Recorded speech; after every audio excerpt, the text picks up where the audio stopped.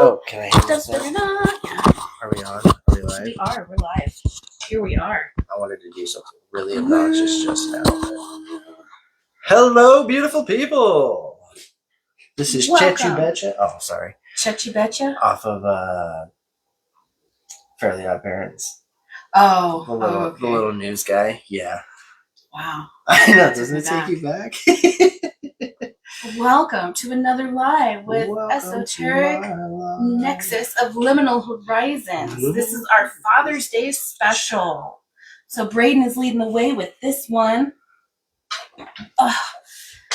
Things were a little chaotic, otherwise there would have been just as much advertising for this Father's Day live as there was for the Mother's Day. Oh my gosh, isn't there some irony in that though? I could not have done much different. No, actually, but here's the thing, is like, you took the initiative to make sure that Mother's Day was really promoted. So it's really not on you for Father's Day, because not only am I leading the live, but I should have been just as excited to share the message of what fatherhood represents. Well, I was excited for Mother's Day. Yeah. I know, these 2 days, I'm just like, I'm trying to get into it, guys. It's not my jam. Exactly. See, that's what we get to get into, though, today. Yeah. I feel like now is the time for you to really, unleash some of your angst about Father's Day. This is your spot to talk. You have the microphone for it. Maybe. We'll see what happens. I'm going to try and pull it from you. Okay. Just brush that a little bit off for a second here, guys. Just okay. All right. Let's see here. Let me pull up my notes. Gosh, doing the notes on this one was really frustrating. And towards the end of it, I was ready to scrap everything and start completely over. And then I had to really think about what it was that I was reading. And I'm 70% okay with how it all ended up coming out. I think I'm just being nitpicky at this point. So there's that. That's interesting to hear. Why do you say that? With as much time as I spent taking notes. Oh man, well, you can only re-describe something so many times before you're like, yeah, but it's man. What point are you trying to make out of it? That's just it. Sometimes along the way you forget what point you were trying to get to because you had so many other side trail thoughts. That's true. So that's when I'm just like, let's just blow it up and start all the way the frick over. I don't know what my original points were, but I'm gonna be like, let's start reaching. But I didn't have to do that. So there's that. All right. So today, the soul of fatherhood, divine masculine energy, fathering in spirit, and legacy as creation. I wanted to focus more on what bringing fatherhood to the table looks like. I don't really want to focus too much on the example of what it has been in our life, but it's part of the topic. It's going to come up, and I know it's going to be a big part. So there's that. But I am more excited. Well, everything we have to go off is our own experience.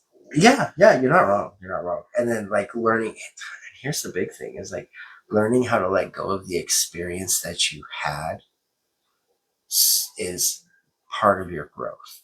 It's what makes you more open to the possibilities. It's what makes you more understanding about other situations.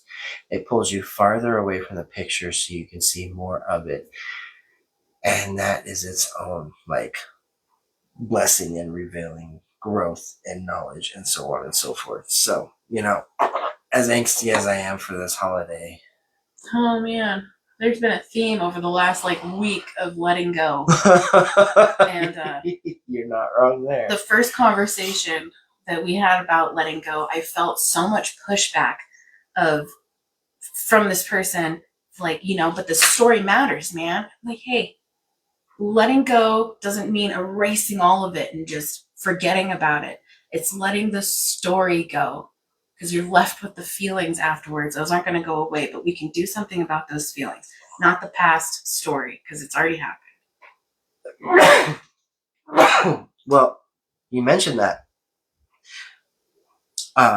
I am one that doesn't normally sit with the feeling afterwards. Like I either get logical with it. I'm like, well, I've already came up with the solution. I acted out solutions, so that's done. I don't need to worry about that. Or I sit with the feeling through the solution, and then I feel like, okay, that's enough. I've felt it. I've acknowledged it. I can put it away. I didn't realize that there's like this whole, if you keep sitting with it, not only do you get more information as to what that hurt really is, but you get to resolve it. It literally does peter out into this nothingness. And then it's like, oh, dang, I feel, wow, I feel better. Like, and I learned more. And now it's like sitting with your hurt after you've already decided or committed to a decision allows you to get that clarity so that you can actually do the alchemizing to bring it to zero, right? Because you're taking all those little, yeah, neutral. Yeah, that's a better way to put it. For sure, for sure. Oh, cheesy. All right. Hello, you beautiful people. Hello, Brittany, Rick, Camilla, Alba, Steph. Wait, did you already see Brittany? Yeah. Brittany, Rick. Okay. All right. Happy Father's Day. Or for some of us, just Sunday.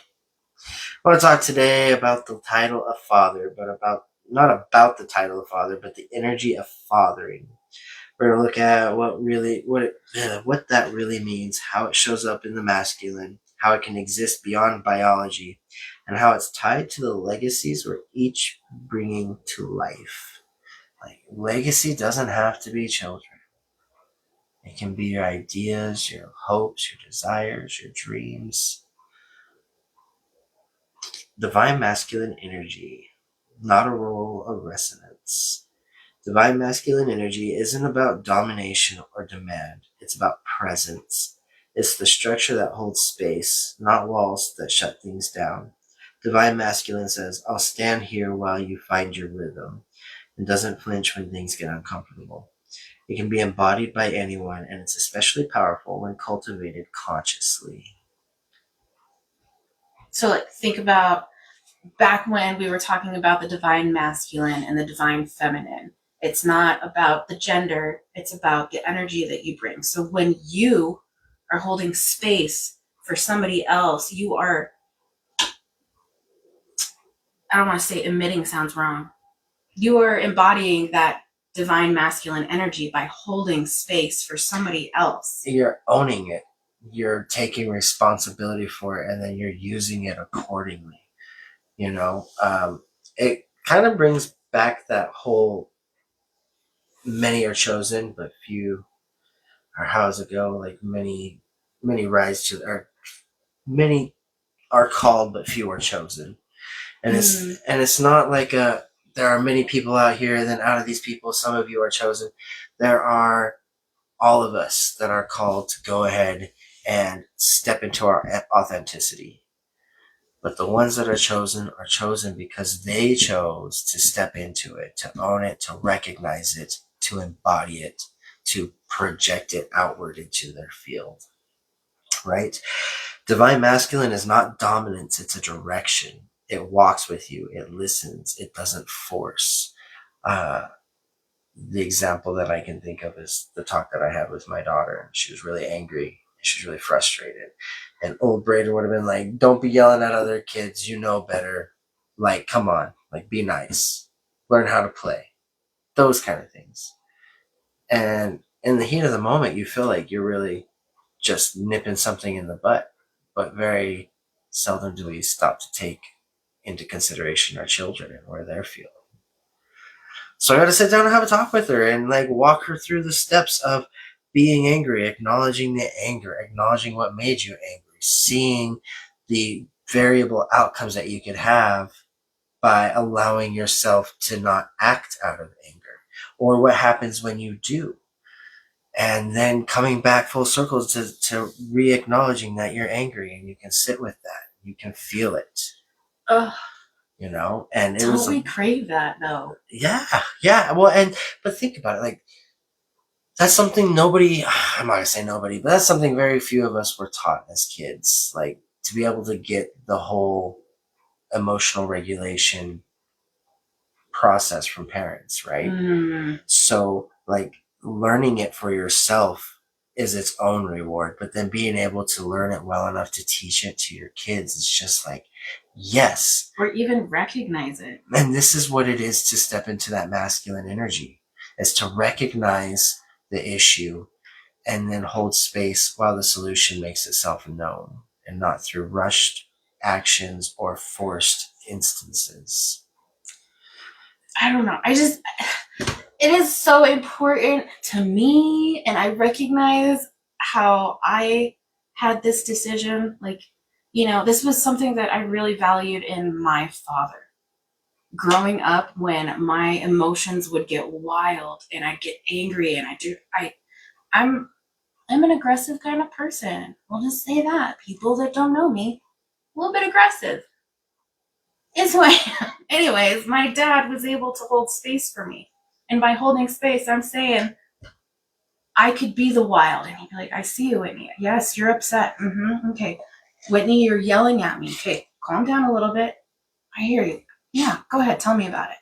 And then he just let me vent and be angry. And then he wasn't trying to fix things. It was just, let me be.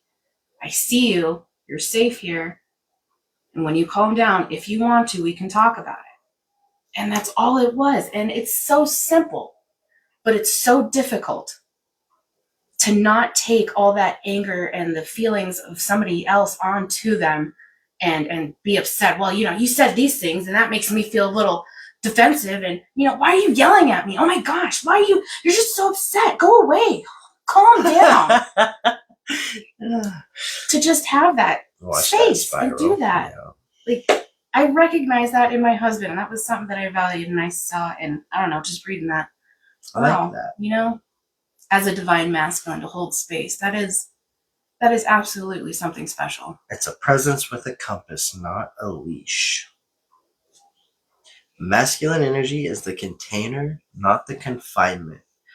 Think of it like a cup, not the contents. It creates safe boundaries for growth.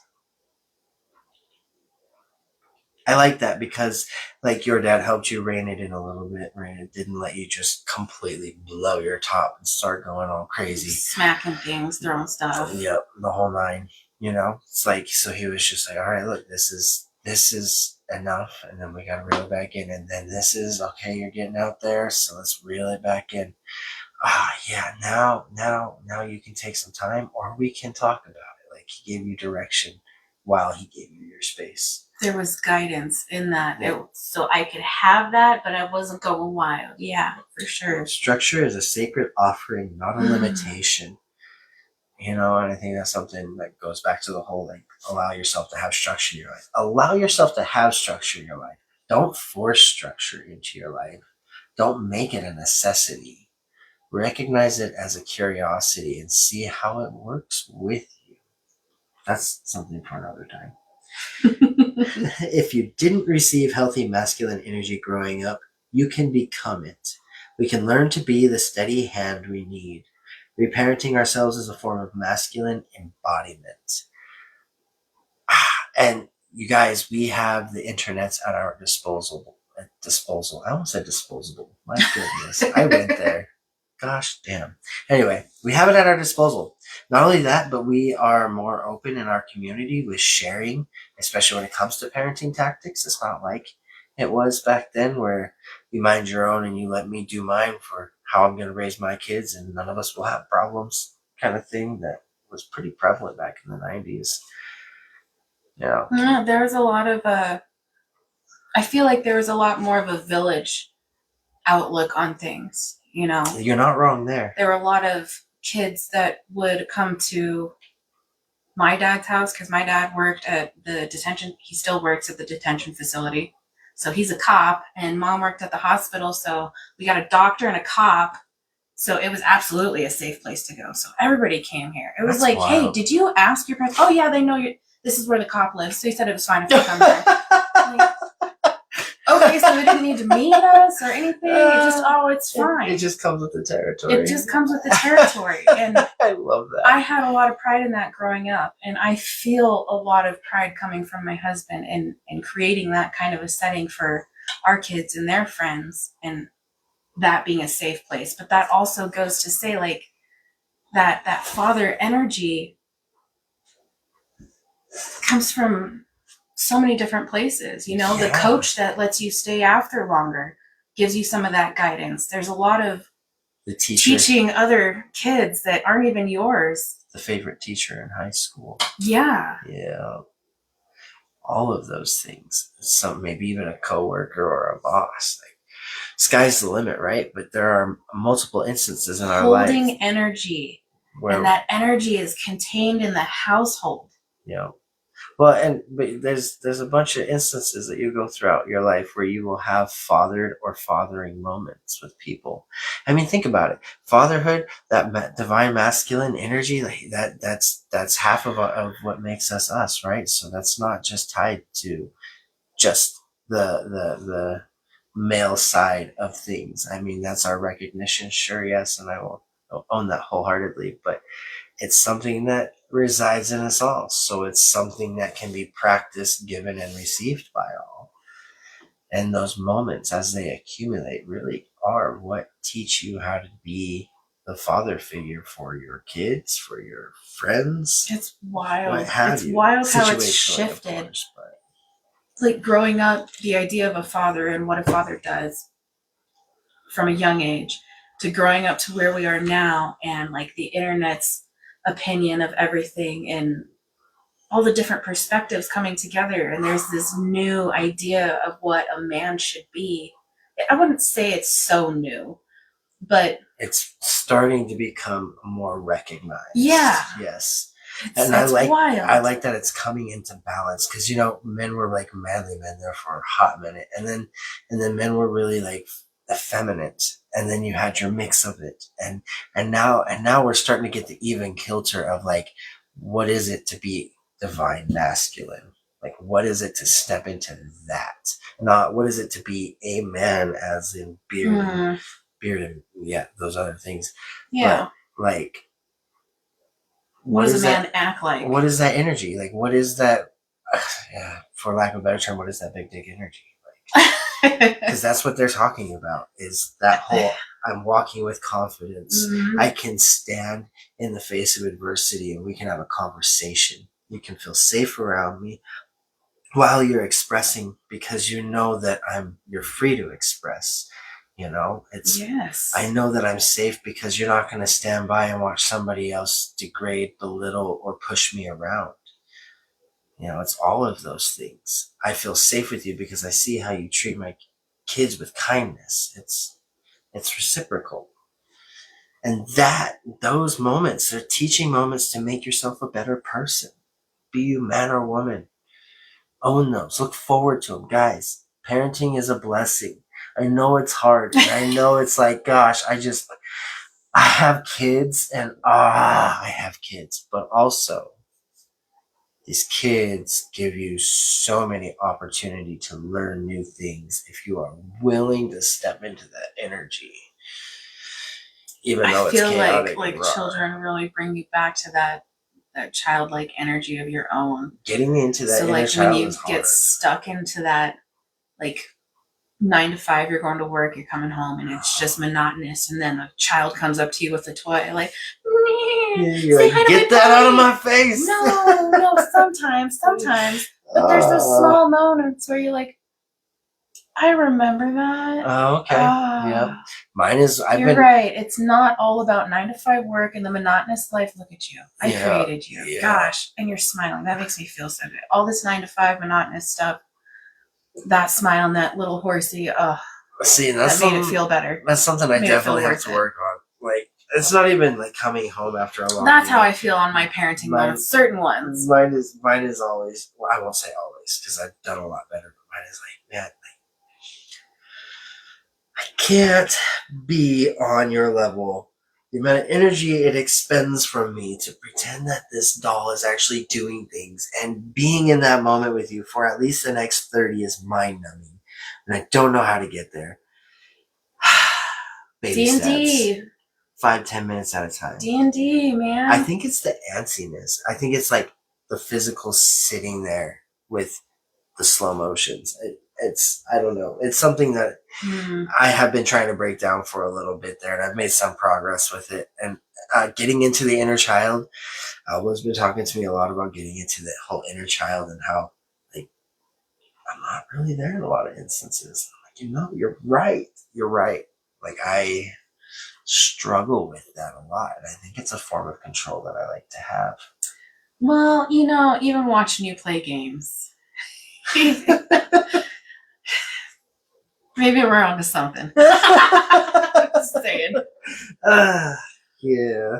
Don't we all like control, though? That shows up in little places that just surprise you. This quote by Nero's: control wears armor, presence wears patience. You can't fake structure. It either holds or it collapses. Oof.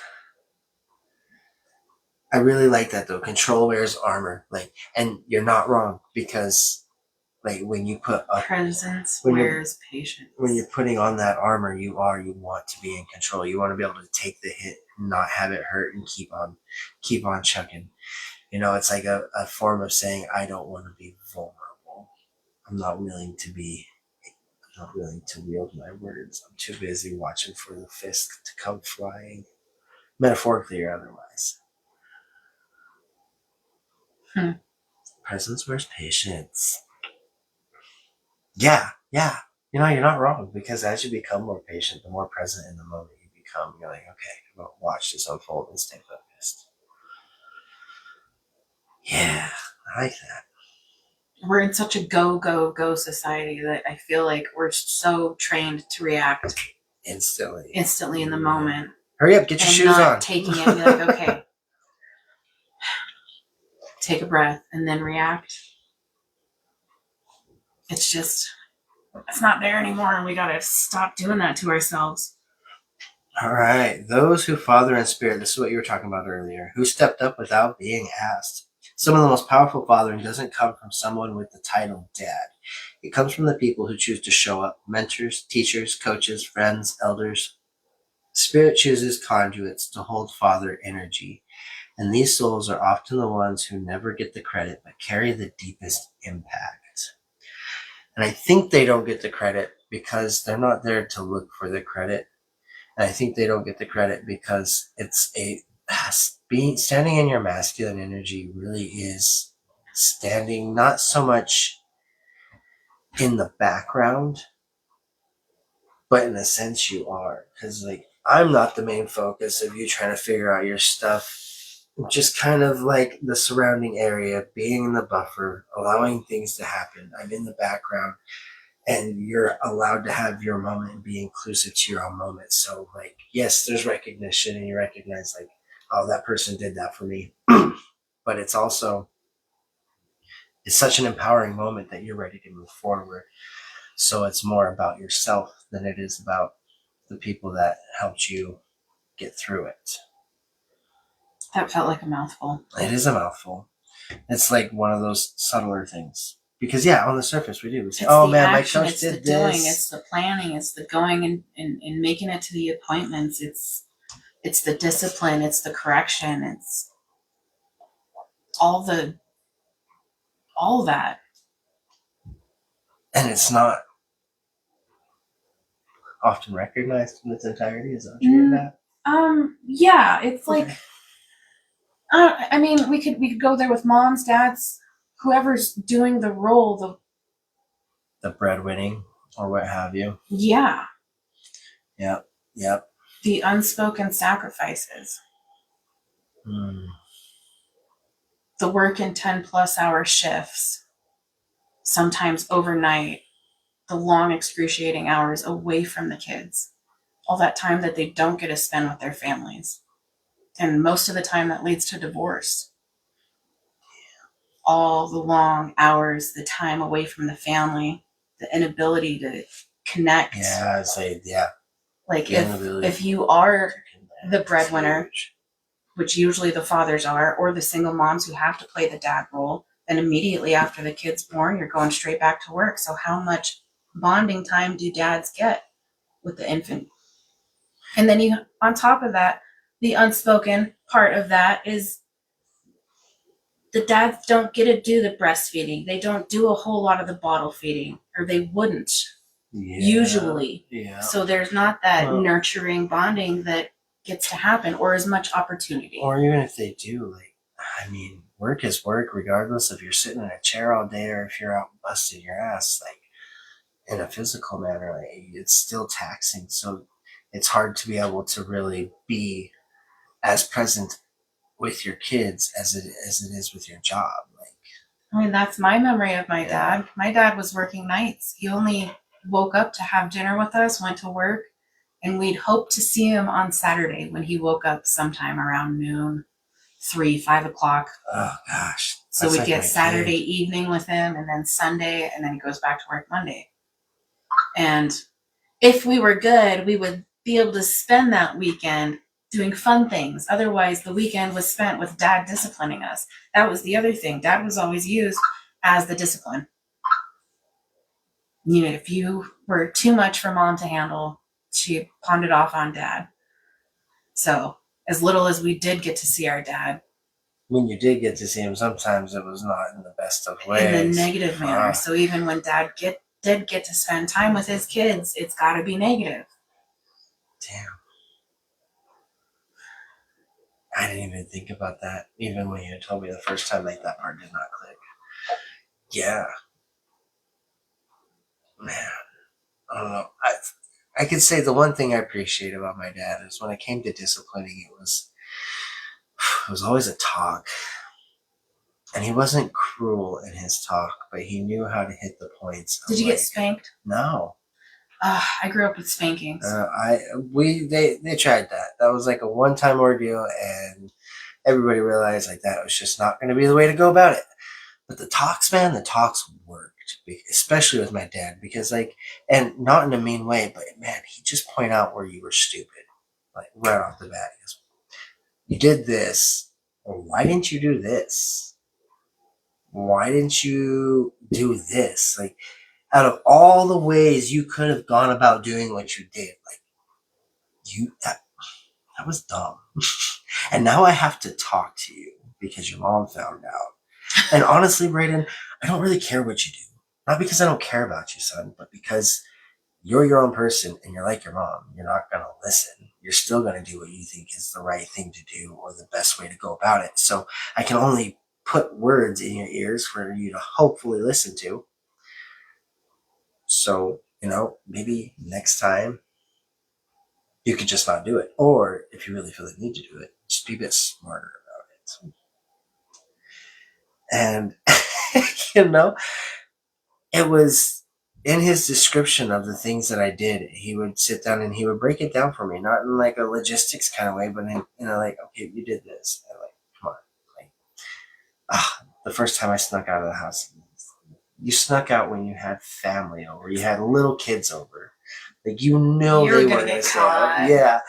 Somebody's going to snitch. And he's like, and then you're out smoking. He's like, Brayden, like, smoking is its own thing. You already know how the church feels about it, but it stinks. It's not something that you can get off of you easily. So, like, trying to sneak back in and be subtle, I mean, and you smoke enough of those, you're not going to be able to make it home in time because you're going to have a hard time running to make it back. You're late to everything as it is. You procrastinate. You think it takes you 2 minutes to get somewhere, it takes you 10. I loved it. It's like, he just made it really easy for me to see the practicality in the choices that I made and where I really, like, where it doesn't make sense. I think is really what it broke down to. It's like, if it doesn't make sense, it doesn't make sense. Don't do it. I think that's why I didn't do a whole lot of drinking.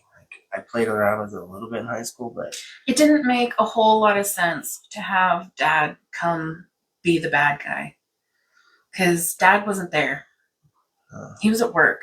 Yeah. So you don't even know what happened. So I have to hope that I can get my story out, or that you're going to ask me about it before it catches spanking. Yeah. Oh, damn. So maybe the punishment is just a little bit less because dad doesn't understand what's been happening. Oh, man. Mom's been stressed out and, she's doing this and blah, blah, blah. But it's not all my fault. So come on, dad. You know how mom is. That's hard. That would, I don't think I could handle that. I probably would have ran away. That's what I'm saying, man. That's got to be difficult. I would have ran away from home the unspoken a lot faster. Sacrifices. And not only that, but to be on the other side of that and to have my husband working and me being the stay-at-home mom, and I am the discipline and he is the last resort. Like, don't make me. And I swear to God, I'm going to be filling your dad in the whole time before he gets here. But then, the other side of that, like same as my dad, is you don't want to be gone from them for so long and that be your interaction. And then you'll only get to spend that much time with them before you have to go back to work. And then when's your weekend coming? And is it going to be a good weekend? Because I hope mom isn't stressed out and you haven't been pushing her buttons. What a wild life. And then to work that much and then do the household chores, like fixing the frames or doing the yard work, fixing the cars. And then on top of that, my husband is the go-to guy that everybody goes to. And my father was also that go-to guy. So a lot of his weekends were spent away from us, helping other people. Oh, that's rough. Because he knew how to work on vehicles, or he knew how to fix a porch, or repaint this, or do this. And not everybody else knew how to do that. So the guys that do go and help those that don't. And teach them so that they can do it, and la-di-da-di-da, so on and so forth. So where's dad's free time? And if you're the single parent, where's your break? Those unspoken sacrifices, that reverence. Fatherhood isn't always a sign. Sometimes it's chosen. It's not about obligation. It's about presence. Most powerful fathering often comes from those who weren't expected to stay but did.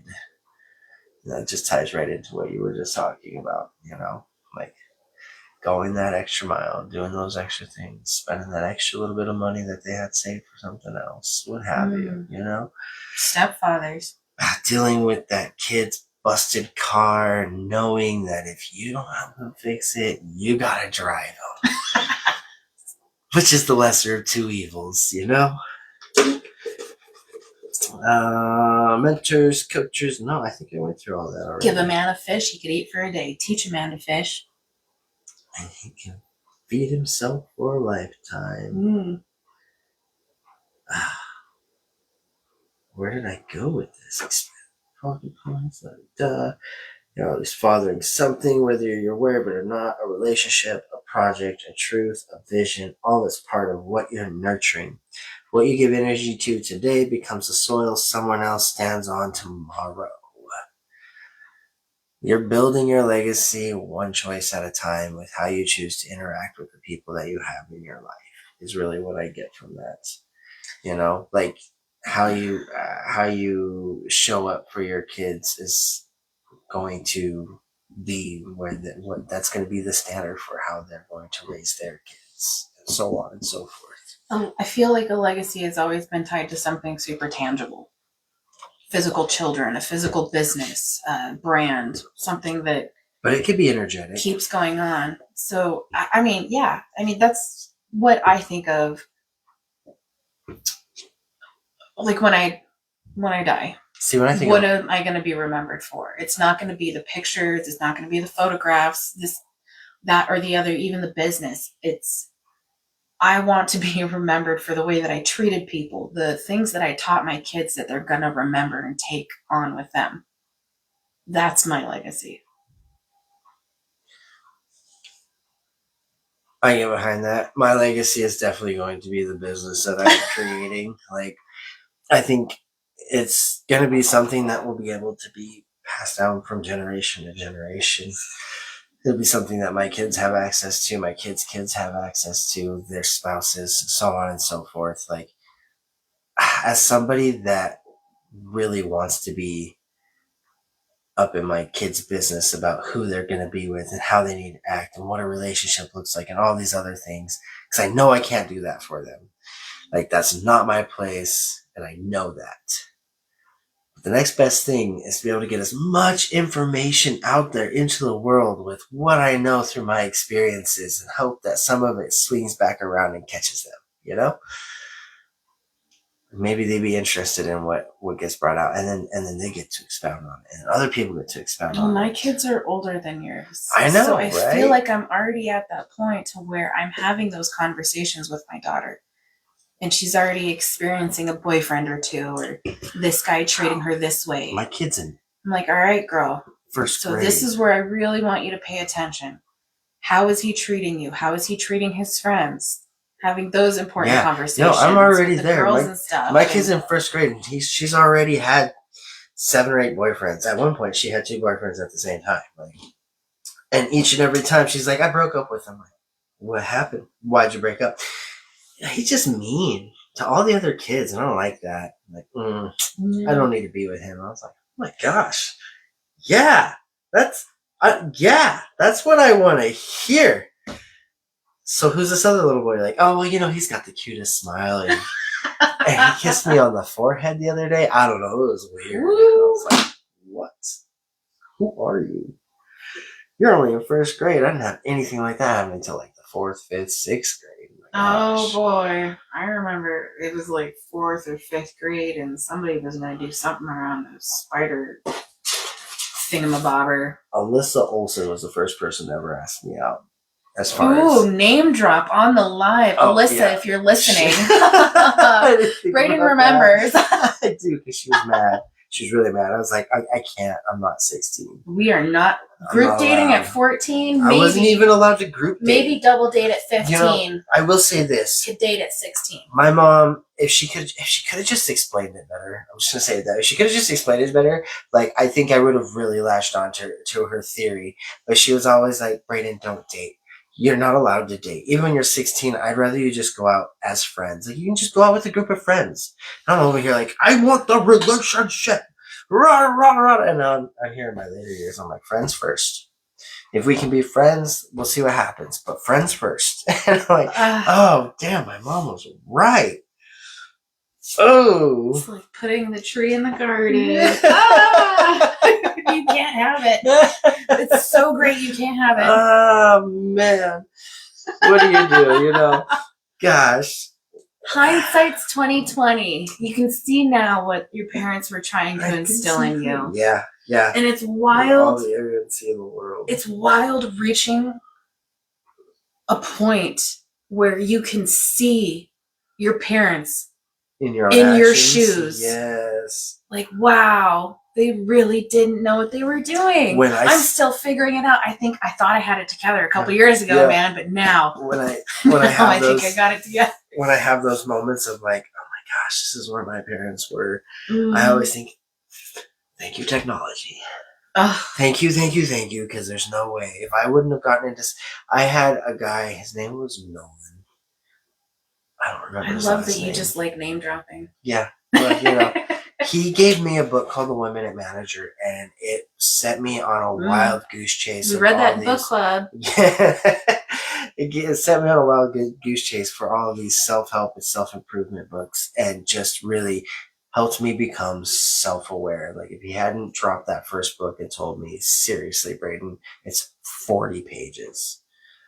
You can do that. He goes, you read more words on tickets in one night on a slow night at the Texas Roadhouse than you would in this book. Like, you can do it. All right, challenge accepted. And yeah, holy cow, talk about a fathering moment. Ooh, yeah, Nolan. Dropped a gem in your lap. I don't think I have any book like that, but I love those stories where people drop books and the book, and it just hits you different. And the book itself, like, don't get me wrong, The 1 Minute Manager was a great book. I really liked it. It really helped you open up past the idea of like class roles in working systems.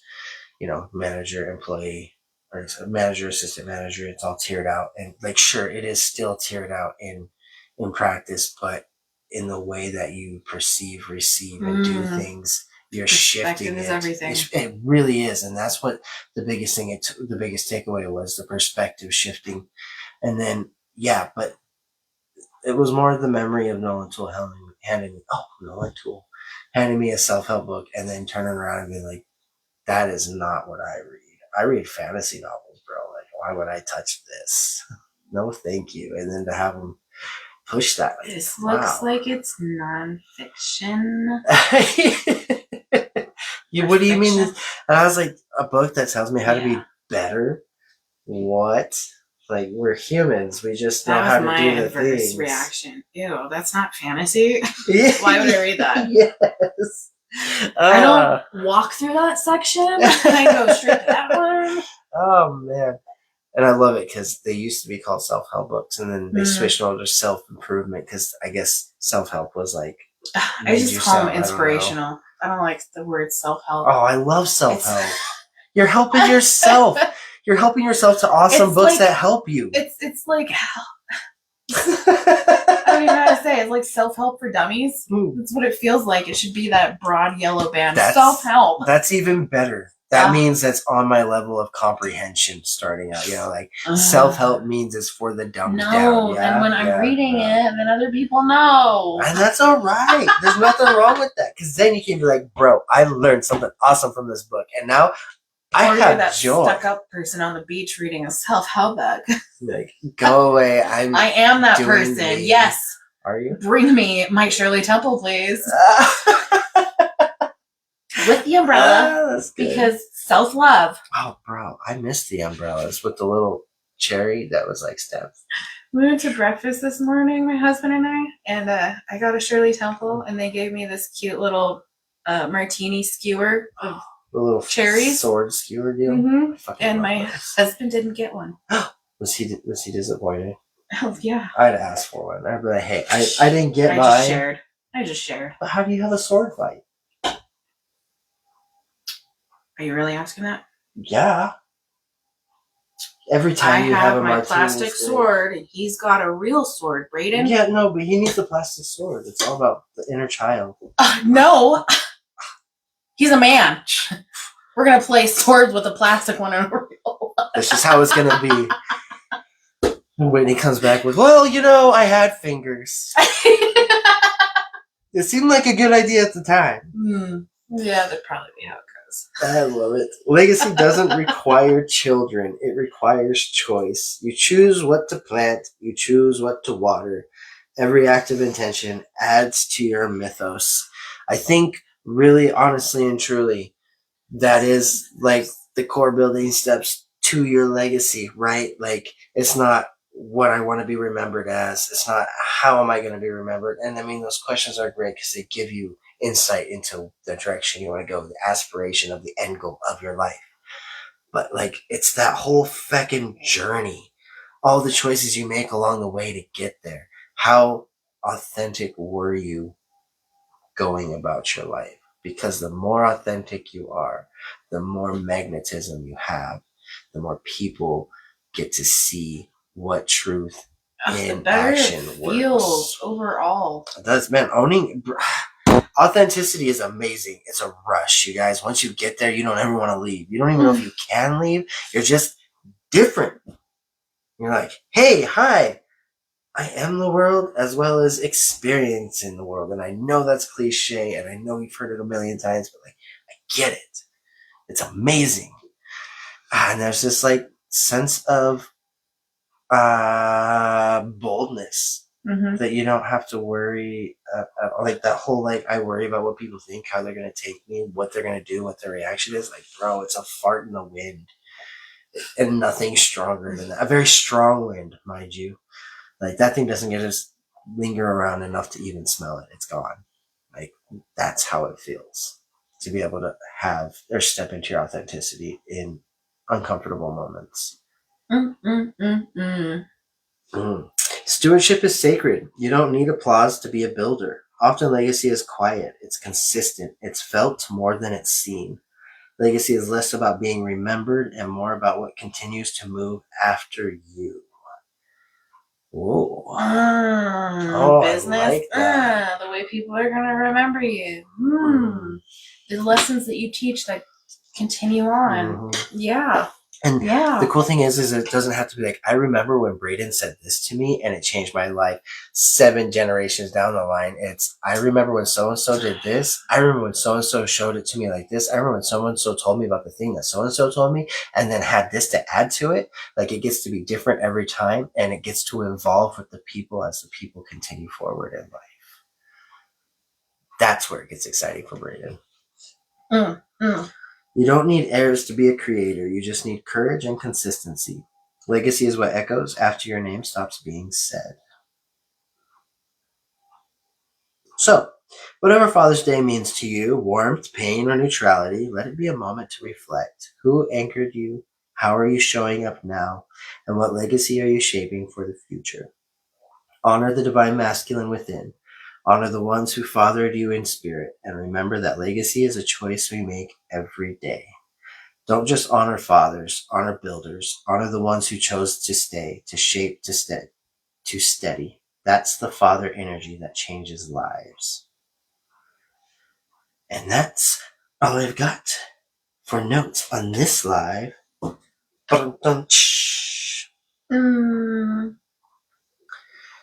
Yeah, I don't know. Who was your father figure in your life? Or father figures. Did you have one? Do you have multiple? There's quite a few stepdads out there. Did you notice? I don't know. Maybe this is my own thing, but like, I have different father-like figures for different aspects of my life. Like, my dad showed me how to appreciate friendship, how to be a tactician, and like be able to think my way through life. My grandpa taught me what a work ethic was about and how to expect more of yourself even when you don't want to be that, because you know that it's necessary. Kiefer and my Uncle Quincy, they taught me how to have a hard shell, how to not take the mean things seriously, and how to keep moving on with life. And I'm not going to lie, I definitely had a lot of insecurities through that lesson, but I'm grateful for it, because without it, I think I'd have a lot more work that I'd have to like go through. Not experiencing that. And then, other ones. No, I don't really pull from my memories like that. At least I have a lot of connections that I can draw from my dad and the things that I learned from him and the things that I take into my relationships, because I feel like I went to my father for a lot more relationship advice than I did my mom. Bro, I ran to my mom for a lot of relationship advice. I go to my mom for raising kids and some stuff. And some stuff. I love my that. Dad, I don't know. My dad and I, you could say it's the Gemini Taurus relationship, whatever it is, or just the fact that my dad held space for me, so I always know I could go there. But I really appreciate the way that my dad delivers stuff. He's so to the point, and he just takes all the fluff, and he's like, "No, Whitney, I see this. Yeah. No, Whitney, you're not listening. Yeah. This is the picture here, and you're focusing on this over here."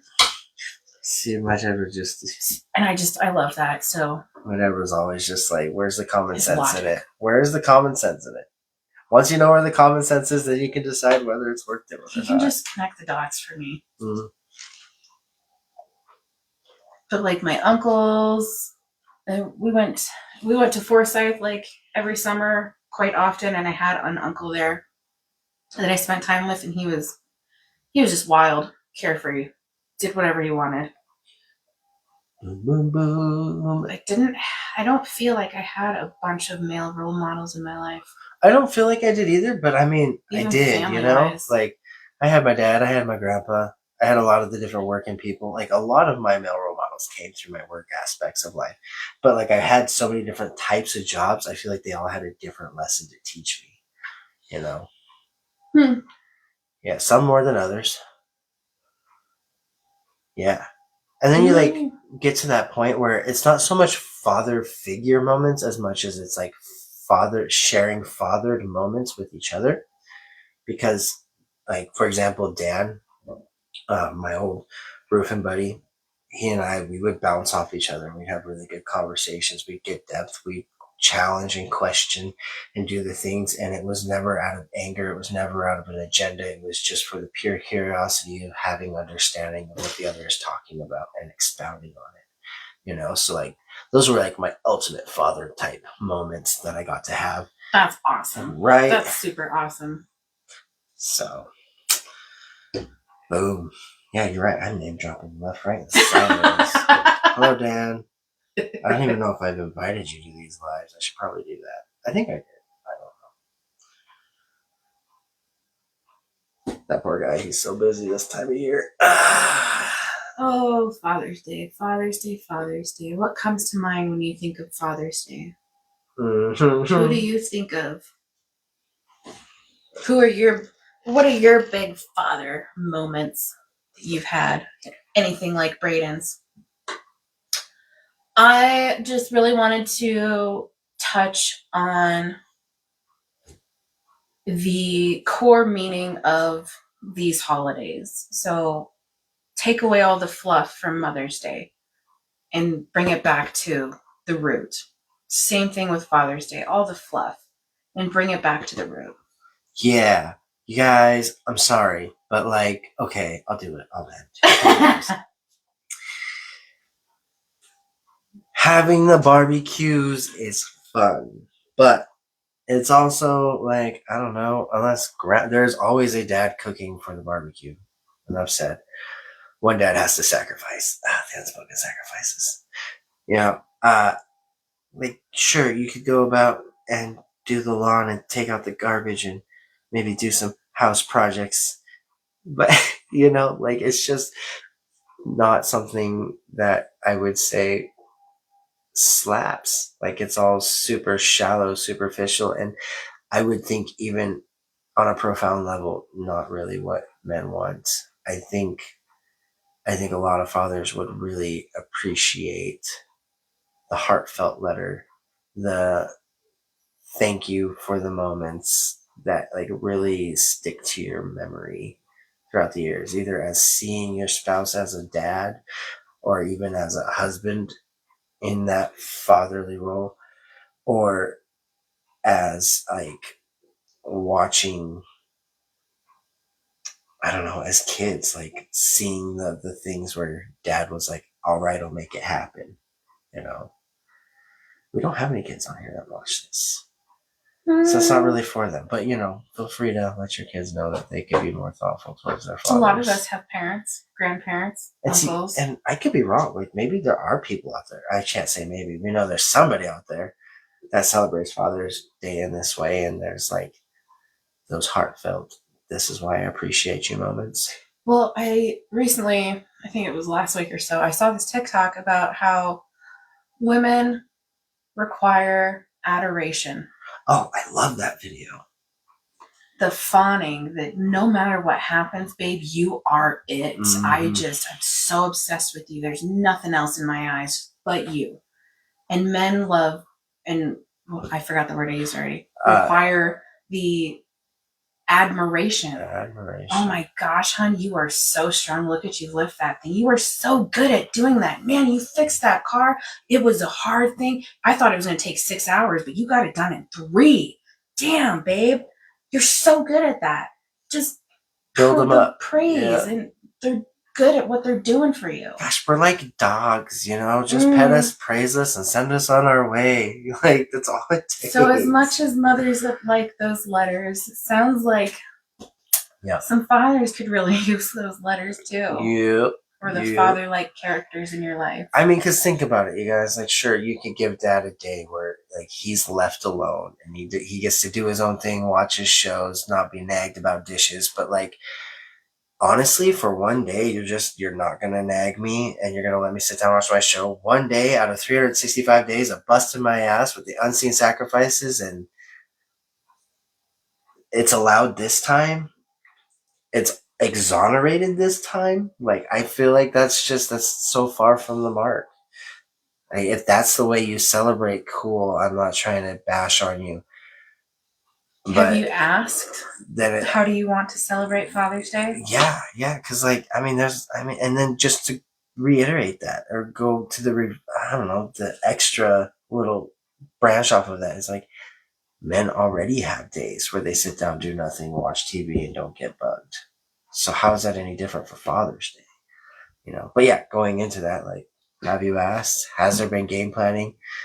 If your husband's a bump on the log and says he doesn't care, I don't have a solution for you. But I just thought it'd be funny to bring it up. It's going to happen one of these days. I'm going to coordinate it. Either a birthday party or a Father's Day where everybody dresses up like the person who's being celebrated.